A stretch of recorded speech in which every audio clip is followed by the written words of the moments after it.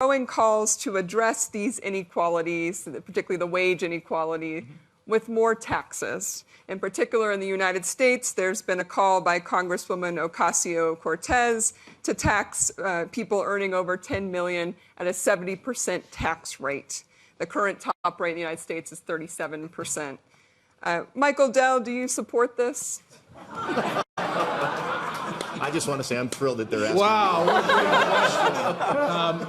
Well, look, I mean, my wife and I set up a foundation about 20 years ago, and we would have contributed quite a bit more than a 70% tax rate on my income, on my annual income.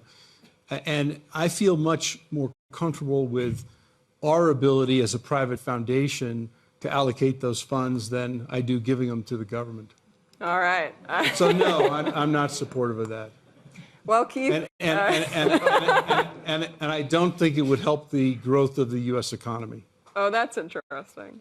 And can you say a little bit more about why?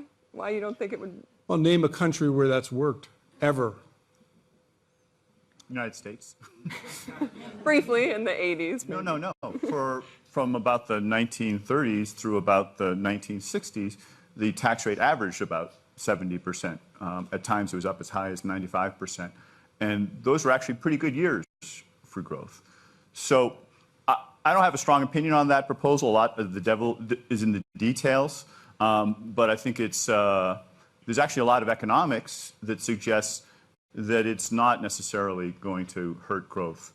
And I think we have to examine it more closely. There are people, Joe Stiglitz and others, who have looked at that and argued that the optimal tax rate actually is on very high incomes closer to that level.